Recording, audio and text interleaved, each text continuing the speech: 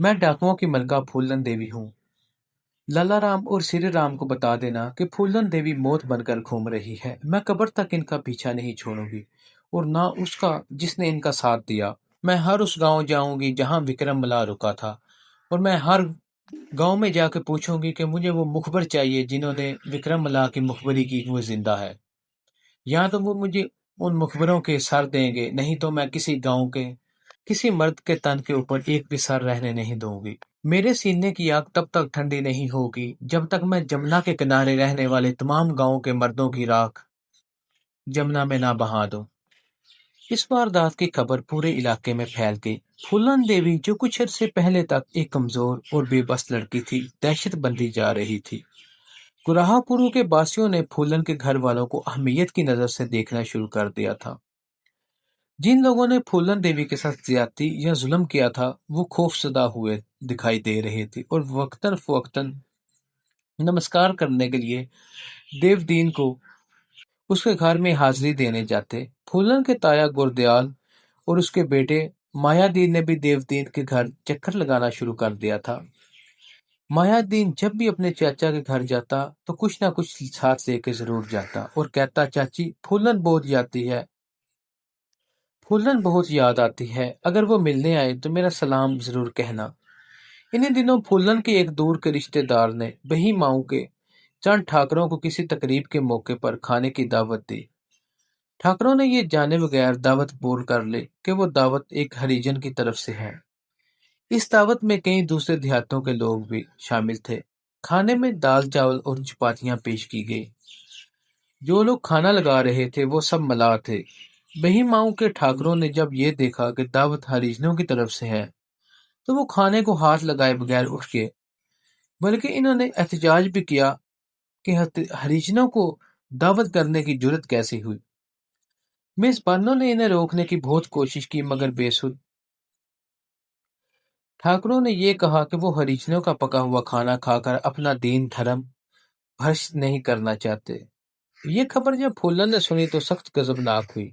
इसने मान सिंह से कहा, मान सिंह, वही गांव के ठाकरों के दिन पूरे हो गए हैं। इन्होंने दोबारा हमारी बेइज्जती की है। ये लोग खुद को क्या समझते हैं? मान सिंह कंधे अचका कर रह गया।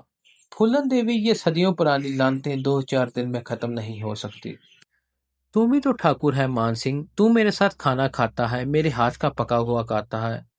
तेरा धर्म ईमान तो कभी खराब नहीं होता। मेरी समझ में तो ये बात नहीं आती कि हम और ठाकुरों में फर्क क्या है। ये हमारे सोचने और समझने की बातें नहीं है फूलन देवी। ये मसले पंडित और ज्ञानी ध्यानी लोगों की समझ में ही आते हैं। वाह रे मान सिंह, तेरी खोपड़ी में इतनी छोटी सी बात नहीं आती। अरे, ये जो देश प्रदेश का माल ठाकुर बर्मन इस्तेमाल करते हैं, इनको क्या मालूम कि इस माल को कितने नीच लोगों ने तैयार किया है। बात तो ठीक कह रही है, पर मैं इतना जानता हूं कि ये सब की समझ में आने वाली बात नहीं है। फूलन खुद कलामी करते हुए बोले, सब की समझ में ना आए, पर मैं बही वालों की समझ में जरूर लाऊंगी। फूलन देवी ने थोड़े ही अरसे में जबरदस्त नाम पैदा कर लिया था। इसने अपनी जुर्रत और दुलेरी की वजह से अपने ग्रोह के दिल जीत लिए थे। वो इसकी कुव्वत और गैर मामूली जहानत के दिल से मुतरफ थे। राइफल चलाने में इसकी तेजी और महारत बेमिसाल थी। पूरे ग्रोह में कोई भी राइफल चलाने में इसका सानी नहीं था। जब वो अपने ग्रोह के डाकुओं को हुक्म देती तो इसके लहजे में बेयकीनी या तजव्वुज का बिल्कुल असर नहीं होते थे। जहां तक मान सिंह का ताल्लुक था तो वो पद से मंजर में चला गया था। हो सकता है कि शुरू में इसने फूलन की इज्जत अफजाई के लिए इसे आगे किया हो, लेकिन फूलन ने चंद रोज के अंदर ही खुद को सरदारी के अहल साबित कर दिया। श्री राम सिंह और लाला राम सिंह जवान दामनपुर नामी गांव में मुकीम थे। फूलन देवी की कामयाबियों की खबरों से सख्त परेशान थे। इन्हें यह भी मालूम हो चुका था कि फूलन को मलखा सिंह की पुष्टपनाही हासिल थी। इन्होंने इन्होंने उजलत में एक छोटा सा गिरोह बना लिया और अपनी ताकत का अंदाजा लगाने के लिए एक ऐसे गांव पर हमला किया जहां हरिजनों की अक्सरियत थी। इन्होंने लूट मार के अलावा मर्दों पर तशद्दुद किया, औरतों की बेहुरमती की। ये खबर जब फूलन तक पहुंची तो उसने मान सिंह से कहा, अब मेरे से सब्र नहीं हो सकता, मेरे सब्र का पैमाना लबरेज हो चुका है। हमें इन सूरों का जल्दी कुछ ना कुछ करना होगा, वरना किसी रोज तो मेरी लाश पर आंसू बहा रहा होगा या मुझे तेरी लाश के साथ टकराना पड़ेगा। फूलन देवी, सब कुछ तेरे हाथ में है, मान सिंह ने कहा। जो तू कहेगी वही होगा, पर हमें मुस्तकीम और दूसरे सरदारों से मशवरा जरूर कर लेना चाहिए। तो फिर इन सबको पैगाम भेज दे, फूलन ने कहा। मैं जल्दी फैसला करना चाहती हूँ। इन दिनों मुश्तरका कार्रवाइयां खत्म कर दी गई थी और चारों गिरोह अपने अपने तौर पर सरगर्म अमल थे। मान सिंह ने फूलन की हदायत पर दीगर 3 गिरोहों को पैगाम भिजवा दिया था। चंद हफ्तों के अंदर चारों गिरोह अपने खुफिया हेडक्वार्टर में जमा हो गए। बलवान सिंह के साथ मेरा ठाकुर नामी एक औरत थी। फूलन को देखकर इसके दिल में हसद व रशक के जज्बात पैदा हुए, क्योंकि इसने देखा कि फूलन बड़े रूप और दबदबे वाली औरत है और इसके गिरोह के आदमी बड़े अदब एहतराम के साथ इसकी बात सुनते हैं, जबकि खुद बलवान सिंह इसके इशारों पर नहीं नाचता था। मुस्तकीम चौंका औरत की बर्तली तस्लीम नहीं करता था, इसलिए वो ये बात मानने पर तैयार नहीं था कि फूलन देवी के तलब करने पर वहां हाजिर हो। इसने मीटिंग की कार्रवाई शुरू करते हुए कहा, मलखा सिंह के हुक्म पर चंद जरूरी मामलात का फैसला करने के लिए इस बैठक में शामिल हुआ हूँ। मलखा सिंह को ये इतला मिली कि कुछ डाकुओं के गिरोहों का आपस में टकराव हुआ है। मलखा सिंह ने हुक्म दिया है कि हमें आपस में इलाके तकसीम कर लेने चाहिए ताकि आपस में कोई झगड़ा ना हो। बलवान सिंह ने कहा, यह तो बड़ी अच्छी बात है, हमें पूरे इलाके का नक्शा बनाकर इसे दरमियान में 4 हिस्सों में तकसीम कर देना चाहिए। वाह बलवान सिंह, मान सिंह ने कहा, तो हर चीज को तरबूज समझ लेता है। फूलन ने चुभते हुए लहजे में कहा, हम मस्करी करने को जमा नहीं हुए। जैसा कि मलखा सिंह ने कहा था, हम अकेले भी काम करेंगे और मिलकर भी काम करेंगे। तुम लोग ये बात खूब जान लो कि बही माऊ के ठाकरों ने श्री राम के साथ मिलकर मेरे ऊपर बड़ा जुल्म किया था। अभी थोड़े दिनों पहले इन्होंने मेरी बरादरी को भी जलील किया और हमारे एक गांव पर हमला करके कई गांव जला दिए। मुस्तकीम ने पूछा, पर श्री राम और लाला राम हैं कहाँ? इस वक्त वहां मान सिंह का एक मुखबर भी मौजूद था। इसने उठकर कहा, श्री राम और लाला राम का मुझे मालूम है। फूलन तेजी की तरह इसकी तरफ बढ़ी। जल्दी बता, कहाँ छुपे हुए हैं दोनों? कल बही माई गांव में एक शादी हो रही है, मुखबर ने कहा। दोनों इस शादी में शरीक होने के लिए बही माऊ आ रहे हैं। क्या तुझे पूरा यकीन है कि श्री राम और लाला राम बही माऊ में आएंगे? मेरी इत्तला कभी गलत नहीं होती, मुखबर ने कहा। दोनों शादी में शिरकत के बाद जमीन का झगड़े का फैसला भी करेंगे और इसके अलावा कल बही माऊ में कीमती जेवरात की रेल पेल भी होगी। कीमती जेवरात की रेल पेल के जिक्र ने सबके कान खड़े कर दिए। राम उतार ने कहा, हमें इस मौके से अच्छा कभी कोई मौका नहीं मिलेगा। कार्रवाई कल ही होगी, फूलन ने कहा, और इस कार्रवाई की निगरानी मैं खुद करूंगी। मुझे हर गिरोह की तरफ से 20-20 आदमी चाहिए। कल जब बही माऊ में बारात पहुंचेगी तो हम राइफलों के साथ इनका इस्तकबाल करेंगे। बही माऊ के सुरमा जिंदगी भर इस दिन को याद रखेंगे। कल मैं बही माऊ में श्री राम और लाला राम के टुकड़े बखेर दूंगी। काफी देर तक गर्मा गर्म बहस होती रही। बिल आखिर तीनों गिरोह 20-20 आदमी फूलन देवी के कमान में देने के लिए तैयार हो गए। इन डाकुओं की तारीख में यह पहला मौका था जब एक लड़की इतने बड़े गिरोह की कमान कर रही थी। फूलन देवी इन आदमियों को एक तरफ ले गई और इन्हें बही माओ पर हमले के बारे में हदायत देने लगी। वो 13 फरवरी 1981 की शाम थी। मौसम सरबा करीब अल इख्तिताम था और हर तरफ बिहार की आमद आमद थी। गंदम के लहलहाते हुए खेतों के दरमियान खिलने वाली बसंती फूल आंखों को भले लग रहे थे। इन खेतों के अंदर से कभी कभी मोर की सुरीली आवाज सुनाई देती या किसी भेड़िए की मकरुआ आवाज वक्ती तौर पर माहौल की खूबसूरती को धर्म भरम कर देती। हरे भरे खेतों में लड़के बाले गलीलों से जंगली सूरों को भगा रहे थे। दिन भर के थके हारे किसान घरों के बाहर चारपाइयों पर बैठे फसलों और मवेशियों के बारे में बातें कर रहे थे। किसी को कुछ पता नहीं था कि अगली सुबह बही माई पर क्या क़यामत आने वाली थी। बही माई, जिसकी आबादी 400 नफूस पर मुश्तमिल है, जमुना के मशरकी किनारे पर वाक़या है। ये गांव कानपुर शहर से तकरीबन 75 मील दूर है। 14 फरवरी का सूरज तुलू हुआ। बही माओ के हर घर में कहके गूंज रहे थे। दोपहर के बाद रात की आमद मतवक्को थी और तकरीबन पूरा गांव शादी में शिरकत की तैयारी कर रहा था। लेकिन वो इस बात से बेखबर थे कि फूलन देवी इसी डाकुओं के हमरा इन पर कहर बनकर टूटने वाली थी। बही माओ में तकरीबन 40 घर डाकरों के हैं, बाकियों में हरिजन जात से ताल्लुक रखने वाले लोग भी रहते हैं।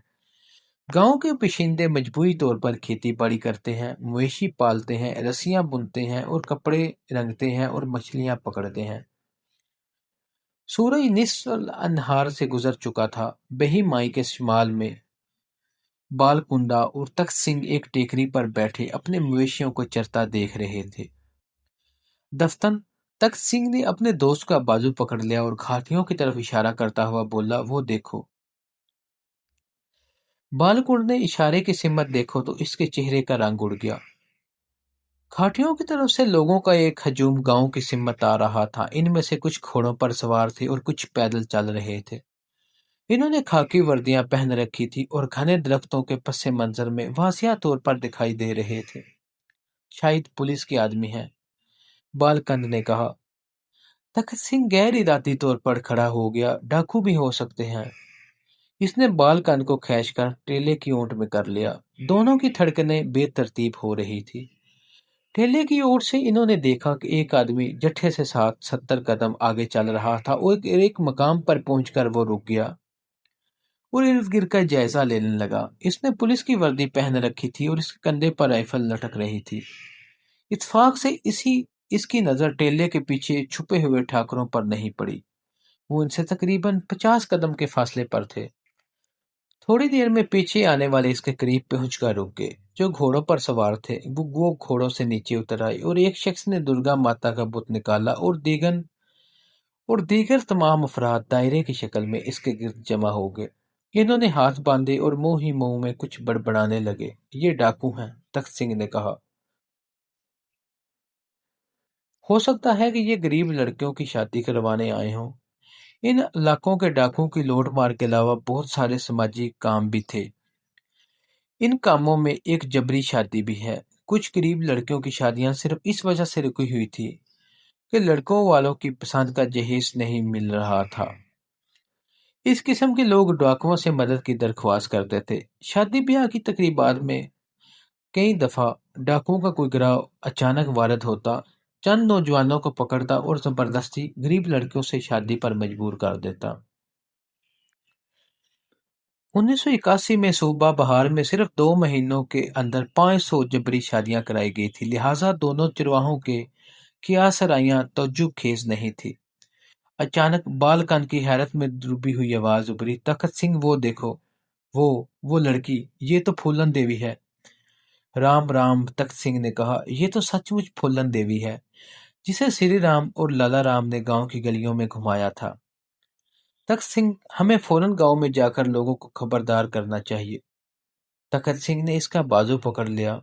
चुपचाप पड़े रहो, इन डाकुओं से गांव वालों को कोई नहीं बचा सकता। ये जो कुछ करने आए हैं करके ही जाएंगे। शांति इसी में है कि यहीं पड़े रहो। इसी असना में डाकुओं ने दुर्गा माई की पूजा खत्म की और 3 हिस्सों में बंट गए। एक एक गिरोह दाएं जानब, एक बाएं जानब और तीसरा सामने की तरफ बढ़ा। तख्त सिंह और बालकान झाड़ियों के अंदर दुबक गए। तख्त सिंह ने कहा, ये लोग गांव के गिर्द घेरा डाल रहे हैं। इनकी नीयत ठीक नहीं मालूम हो रही। भगवान, अब तू ही है, गांव के बासियों पर रहम करे। बालकांत भगवान से प्रार्थना करने लगा। फूलन देवी अपनी बेइज्जती का इंतकाम लेने आ रही थी। दोनों पर कपकपाहट तारी हो गई और वो खैरियत की दुआ मांगने लगे।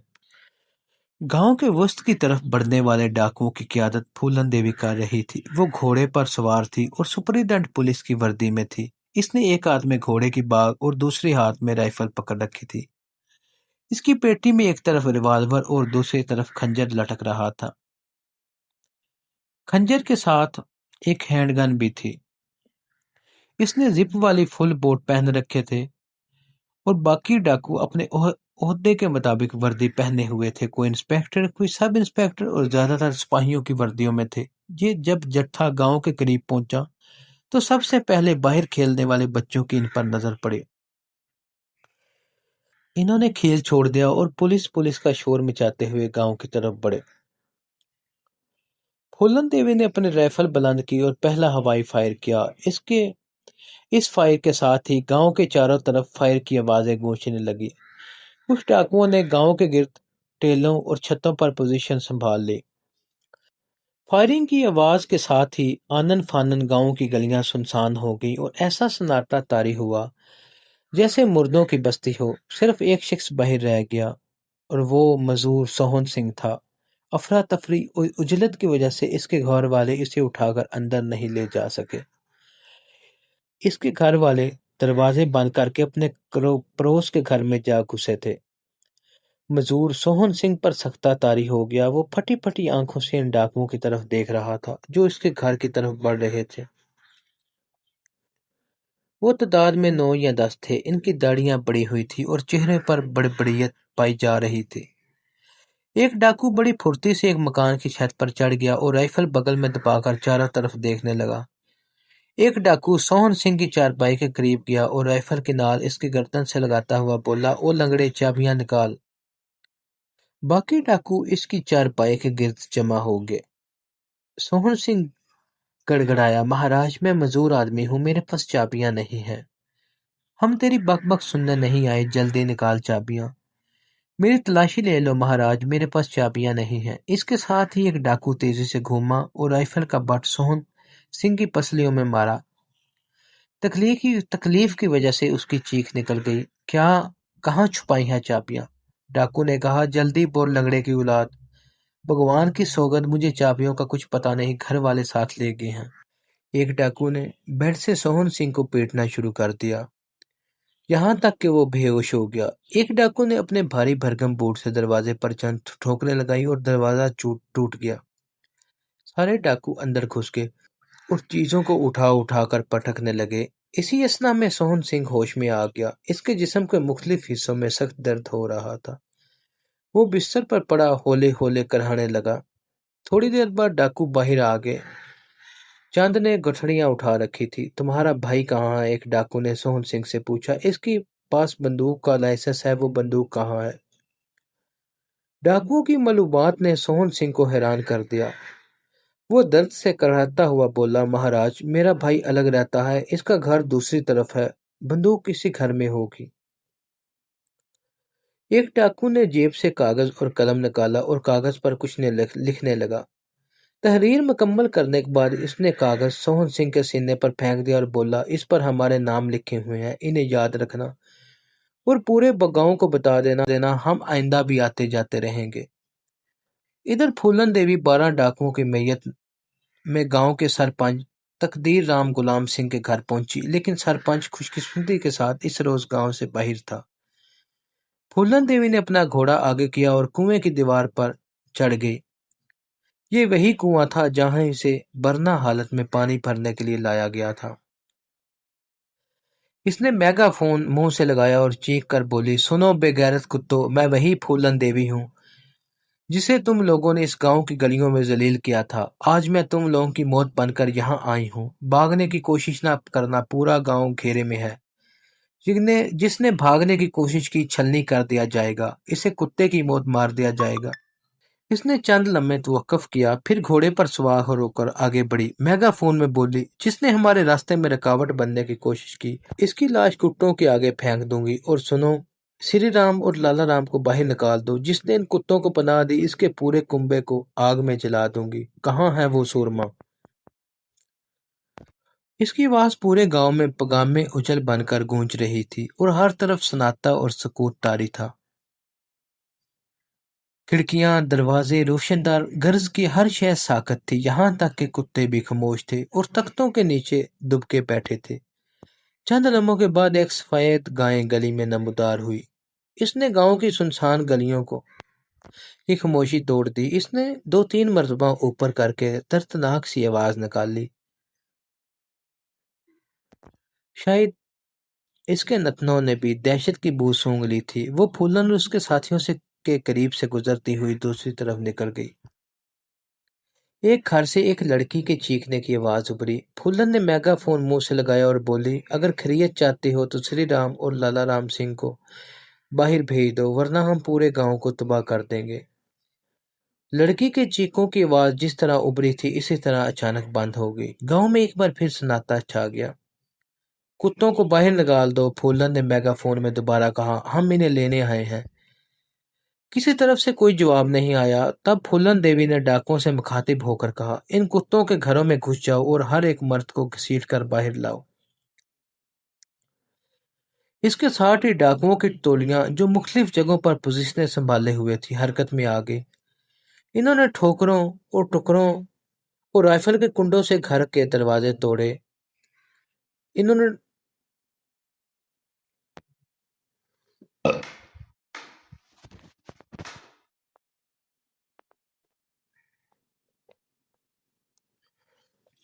پھولن دیوی قہر آلودہ نظروں سے ان کی طرف دیکھ رہی تھی۔ اچانک وہ آگے بڑھی اور چیخ کر بولی، کتوں کی اولادو، مجھے پہچانو، میں وہی پھولن دیوی ہوں جس کا تماشا تم نے ان گلیوں میں کیا تھا۔ آج کون ہے تمہیں مجھ سے بچانے والا؟ میری آنکھوں میں آنکھیں ڈال کر دیکھو۔ کیا تم سمجھتے ہو کہ عورت کمزور ہے؟ اس نے آگے بڑھ کر ایک نوجوان کو ٹھوکر لگائی۔ بولتے کیوں نہیں ہو؟ کہاں ہے وہ سور سری رام؟ اس نے ایک اور نوجوان کو رائفل کا کنڈا مارا۔ منہ کھول دے کمینے، کس گھر میں چھپے ہوئے ہیں دونوں؟ دیوی جی، میں مسکین ہوں، نوجوان نے کہا، مجھے کچھ پتا نہیں ہے۔ تو مسکین ہے؟ تو نے پھولن دیوی کو ان گلیوں میں بے عزت ہوتے ہوئے دیکھا تھا یا نہیں؟ نوجوان کانپنے لگا۔ تلسی رام اٹھا اور ہمت کر کے بولا، دیوی جی، سری رام اور لالا رام یہاں نہیں ہیں۔ ہم نے بہت دنوں سے انہیں نہیں دیکھا۔ پھولن تیزی سے اس کے قریب گئی اور اس کی منہ پر رائفل کا کنڈا مارا۔ تلسی رام کی ناک سے خون بہنے لگا۔ راجندر سنگھ اور سریندر سنگھ خوفزدہ نظروں سے باپ کی طرف دیکھنے لگے۔ وہ اس کی کوئی مدد نہیں کر سکتے تھے۔ پھولن پھر بولی، معلوم ہوتا ہے کہ دونوں کو تو نے کہیں چھپا دیا ہے۔ جس وقت گاؤں کے اندر یہ کارروائی ہو رہی تھی اس وقت بالکن گاؤں سے فرار ہونے کی کوشش کر رہا تھا۔ وہی بالکن تھا جو تھوڑی دیر پہلے لکڑیاں پھاڑ رہا تھا۔ وہ فرار ہو کر سیدھا پولیس کے پاس جانا چاہتا تھا۔ قریب ترین چوکی کھوجا رام پور میں تھی جو وہاں سے 2.5 میل کے فاصلے پر تھی۔ بال سنگھ نے رائفل نکالی اور اپنے گھر کے پچھواڑے سے نکل کر چھپتا چھپاتا گاؤں سے باہر پہنچ گیا۔ ابھی وہ چند قدم ہی گیا تھا کہ کچھ فاصلے پر اسے 2 ڈاکو دکھائی دیے جو وہاں پہرا دے رہے تھے۔ وہ جلدی سے ایک ٹیلے کی آڑ میں ہو گیا۔ شاید ڈاکوؤں نے اسے دیکھ لیا تھا۔ ان کی گولیاں کسی بھی لمحے اس کے جسم کو پار کر سکتی تھی۔ وہ کئی لمحوں تک سانسیں روک کے وہاں بیٹھا رہا۔ پھر اس نے ایک مختلف راستہ اختیار کیا۔ درختوں، ٹیلوں اور کھیتوں کی آڑ لیتا ہوا بالآخر وہ نکلنے میں کامیاب ہو گیا۔ ادھر ڈاکو مردوں کو کھینچ کھینچ کر گھروں سے باہر لا رہے تھے اور عورتوں کی چیخوں کی آواز بدتریج بلند ہو رہی تھی۔ مگر پھولن دیوی ان آوازوں سے ذرا بھی متاثر نہیں تھی، کیونکہ اس کی بے آواز آہیں اب بھی اس کی بستی کی فضا میں بھٹک رہی تھی۔ جب وہ ان گلیوں میں خاک آوارہ کی مانند بے آبرو کی گئی تھی تو کوئی آنکھ نم نہ ہوئی تھی، کوئی اس کی آہیں سن کر دل گرفتہ نہیں ہوا تھا۔ اہل بستی نے اسے ایک معصوم لڑکی کی بجائے ایک تماشا سمجھا تھا۔ جن مردوں کی خاطر آج بستی کی عورتیں گریہ زاری کر رہی تھی، انہوں نے ہی تو اسے پیروں تلے پمال کیا تھا۔ پھر وہ کیسے ان آوازوں سے متاثر ہوتی؟ آس پاس کے گھروں کی عورتیں کھڑکیاں اور دروازوں میں کھڑی دہشت زدہ نظروں سے اپنے شوہروں، بیٹوں اور بھائیوں کے ساتھ ہونے والا سلوک دیکھ رہی تھی۔ اس بستی میں اس سے پہلے کبھی ڈکیتی کی واردات نہیں ہوئی تھی، تاہم ان عورتوں نے وارداتوں کے قصے ضرور سن رکھے تھے۔ انہوں نے یہی سنا تھا کہ ڈاکو لوٹ مار کرنے آتے ہیں اور کارروائی مکمل کر کے فوراً واپس چلے جاتے ہیں، لیکن وہ اپنی آنکھوں سے دیکھ رہی تھی۔ وہ ان سنے ہوئے قصوں سے بہت مختلف تھا۔ یہ ڈاکو کسی جلدی میں معلوم نہیں ہو رہے تھے۔ وہ ان کی آدمیوں کو بے طریق ٹھوکریں اور رائفلوں کے کنڈے مار رہے تھے، حالانکہ انہوں نے یہ سنا تھا کہ ڈاکو صرف اس شخص پر ہاتھ اٹھاتے ہیں جو ان کے کام میں رکاوٹ بننے کی کوشش کرتا ہے، لیکن ان کے مرد بغیر کسی وجہ سے مار کھا رہے تھے۔ ضرور کہیں کوئی گہری گڑبڑ تھی۔ رام اتار چند ٹوٹی پھوٹی بندوقیں اٹھائے ہوئے پھولن دیوی کے پاس پہنچا اور بولا، شری رام اور لالا رام کے گاؤں میں موجود نہیں ہے۔ ہم نے ہر ایک گھر کو دیکھ ڈالا ہے۔ پھولن دیوی نے پیر پھٹکے اور زمین پر تھوکتی ہوئی بولی، پر مخبر نے تو یہی کہا تھا کہ وہ شادی میں ضرور آئیں گے۔ ہم جلدی آ گئے ہیں، رام اتار نے کہا، بارات ابھی تک نہیں آئی۔ اب نہیں آئے گی بارات، پھولن نے کہا، پھر ان لوگوں کی طرف مڑی جو زمین پر بیٹھے اپنی موت کا انتظار کر رہے تھے۔ تم میں سے ہریجن کون ہے؟ بابو رام ہجان ہاتھ جوڑتا ہوا بولا، میں ہوں جی۔ تو ادھر کھڑا ہو جا، پھولن نے اسے حکم دیا۔ بابو رام سمجھا کہ شاید اسے قربانی کا بکرا بنانے کے لیے الگ کیا گیا ہے۔ وہ گڑ گڑایا، دیوی جی غریب آدمی ہوں، مجھ پر رحم کرو۔ منہ بند رکھ بڈھے، پھولن نے اسے ڈانٹا، خاموش کھڑا ہو جا۔ بابو رام کانپتا ہوا ایک طرف کھڑا ہو گیا۔ تھوڑی دیر بعد ڈاکو مزید 3 آدمیوں کو گھسیٹتے ہوئے وہاں لائے۔ ان میں ایک تو راج تھا، دوسرا اس کے مزدور تھے، یہ تینوں بھی ہریجن تھے۔ اگر وہ چند منٹ پہلے وہاں لائے جاتے تو پھولن انہیں بھی معاف کر دیتی، لیکن ان کی بدقسمتی کہ پھولن نے دوبارہ پوچھا ہی نہیں۔ تھوڑی دیر کے اندر گاؤں کے تمام مرد ایک جگہ جمع کر دیے گئے۔ ان کے چاروں طرف تقریباً 2 درجن ڈاکو رائفلیں تانے کھڑے تھے۔ وہ سب کے سب پھولن کے حکم کے منتظر تھے۔ پھولن نے اسیر مردوں کو مخاطب کر کے کہا، تھوڑے دن پہلے ایک ہریجن نے اس گاؤں کے لوگوں کو دعوت پر بلایا تھا۔ جو لوگ اس دعوت میں گئے تھے وہ ایک طرف ہو جائیں۔ تقریباً 24-25 افراد ایک طرف ہو گئے۔ انہیں کچھ پتا نہیں تھا کہ پھولن انہیں الگ کیوں کر رہی ہے۔ جن لوگوں نے اس دعوت میں کھانا کھایا تھا وہ ادھر ہو جائیں، پھولن نے کہا، اور جنہوں نے کھانا نہیں کھایا وہ ادھر ہو جائیں۔ یہ لوگ دوبارہ 2 حصوں میں تقسیم ہو گئے۔ جنہوں نے کھانا کھایا تھا ان کی تعداد 11-12 کے قریب تھی۔ پھولن نے ان میں سے ایک کو گریبان سے پکڑ کر جھنجھوڑا، بولی، کیوں رے سچ بولتا ہے؟ بالکل سچ بولتا ہوں دیوی جی۔ پھولن نے دوسرے کا گریبان پکڑا، تو نے بھی کھایا تھا؟ کھایا تھا جی۔ پھولن نے باقیوں کی طرف اشارہ کیا، ان سب نے بھی کھایا تھا، انہوں نے بھی کھایا تھا۔ جن لوگوں نے کھانا کھایا تھا پھولن ان کی طرف متوجہ ہوئے۔ ایک نوجوان کا گریبان پکڑتی ہوئی بولی، تو نے کھانا کیوں نہیں کھایا؟ نوجوان گھبرا کر بولا، ہریجن کے ہاتھ کا کھانا مہا پاپ ہے دیوی جی۔ پھولن نے ان لوگوں کی طرف مڑی جنہوں نے کھانا کھایا تھا۔ سنا تم لوگوں نے ہریجن کے ہاتھ کا کھانا پاپ ہے، پھر تم لوگوں نے کھانا کیوں کھایا؟ سب بھگوان کے بندے ہوتے ہیں، ایک نے کہا، مہا پاپ تو کسی کے دل دکھانے سے ہوتا ہے، بندے بھی بھگوان کے اور اناج بھی بھگوان کا۔ پھولن نے چند ڈاکوؤں کو بلا کر کہا، ان لوگوں کے ساتھ جا کر ان کے گھروں کو دیکھو اور ان کا جو مال لوٹا ہے وہ واپس کر دو۔ سب کو بتا دو کہ ان کے گھر والوں کو کچھ نہ کہا جائے۔ وہ ڈاکو ان 11 آدمیوں کے ساتھ لے کر ان کے گھروں کا پتہ کر کے واپس چلے گئے۔ پھولن دیوی نے باقی لوگوں کو موقع پر موجود ڈاکوؤں کی تحویل میں چھوڑا اور گھوڑے پر سوار ہو کر بستی میں ہونے والی کارروائی کا معائنہ کرنے لگی۔ اس کے پیچھے 3 گھوڑ سوار ڈاکو تھے، جن میں ایک ڈی ایس پی کی وردی میں تھا اور 2 انسپکٹر کی وردی میں۔ جیسا کہ پہلے بتایا جا چکا ہے کہ پھولن اس وقت ایس پی کی وردی میں تھی۔ گاؤں میں یہ بات مشہور ہو چکی تھی کہ ڈاکوؤں کی کمان پھولن دیوی کے ہاتھ میں ہے۔ ایک گلی میں چند ٹھاکر عورتیں روتی ہوئی اس کے گھوڑے کا راستہ روک کر کھڑی ہو گئی اور اس کی منت سماجت کرنے لگی۔ تم کس لیے روتی ہو؟ پھولن نے پوچھا۔ ہم اپنے مردوں کے لیے روتی ہیں، ایک عورت نے کہا۔ لوٹ مار تو نے کر لی ہے، ہمارے آدمیوں کو کیوں پکڑ رکھا ہے؟ پھولن گھوڑے سے نیچے اتر آئی اور ایک عورت کا بازو پکڑ کر بولی، تجھے وہ دن یاد ہے جب 2 کتے مجھے اس گاؤں کی گلیوں میں ہانک رہے تھے؟ اس دن تو مجھے اس گاؤں کے کسی گھر سے رونے کی آواز نہیں آئی تھی۔ تیرے مرد اس دن کہاں گئے تھے؟ پھولن دیوی، میں تیرے آگے ہاتھ جوڑتی ہوں، پچھلی باتیں بھول جا، ہم پر رحم کر۔ پھولن نے اسے دھکا دیا اور گھوڑے پر سوار ہو گئی۔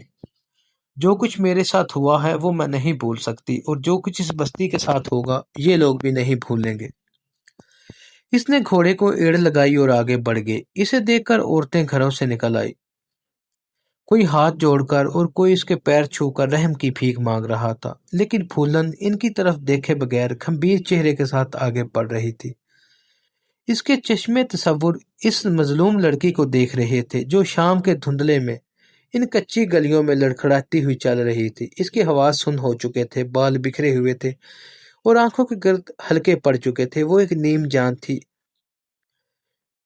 اس کے جلوس میں شیطانی کہہ کے گونج رہی تھی۔ عورتیں دروازے اور کھڑکیاں اور دیواروں کے اوپر سے اسے دیکھ رہی تھی۔ بہت سی آوازیں یہ کہتی سنائی دے رہی تھی، یہ ڈاکو ہے، یہ ظالم ہے، یہ خطرناک ہے، اسے مارو اور اسے خوب مارو۔ پھولن دیوی کی آنکھوں سے آنسو روا ہو گئے۔ آج اس کا جی چاہ رہا تھا کہ دھاڑے مار مار کر روئے اور اپنے آنسوؤں کے سیلاب سے پوری بستی کو غرق کر دے۔ یہ ان بے بسی کے دنوں کے رکے ہوئے آنسو تھے جب ظالموں نے اس کی فریاد کا بھی حق چھین لیا تھا۔ اسے یوں محسوس ہو رہا تھا کہ وہ لڑکی جس بستی کی گلیوں میں گھسیٹا اور پمال کیا گیا تھا کوئی اور تھی، اور یہ لڑکی جو آج کھورے پر فاتحانہ انداز میں سوار ہے کوئی اور ہے۔ اس کے آنسو اپنے لیے نہیں تھے بلکہ اس لڑکی کے لیے تھے جسے جابر جگیردار ازل سے ان بستیوں کی گلیوں میں گھسیٹ رہے تھے۔ جب پھولن دیوی کا گھوڑا ایک دوسری گلی میں داخل ہوا تو اس کے چشمے تصور نے ایک الگ منظر دیکھا کہ بستی کی گلیوں میں لوگوں کو دوڑتے دیکھا، کھیتوں میں کام کرنے والوں نے ہل روک دیے،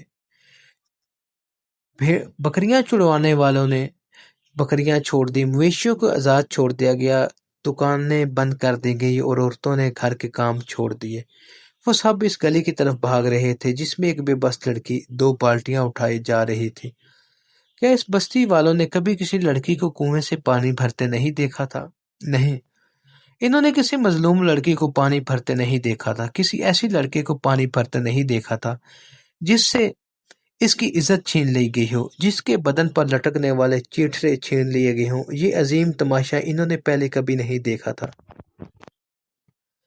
پھر پھولن کے تصور نے 2 سورماؤں کو بھنگڑے ڈالتے ہوئے اور ہوائی پھیر کرتے ہوئے دیکھا۔ پھولن دیوی تو رو رہی ہے۔ پھولن کے کانوں میں ایک منحوس سی آواز آئی۔ وہ تصور کی دنیا سے حقیقت کی دنیا میں لوٹ آئی۔ اس نے آنکھیں جھپکا کر دیکھا تو مان سنگھ کا گھوڑا اس کے ساتھ چل رہا تھا۔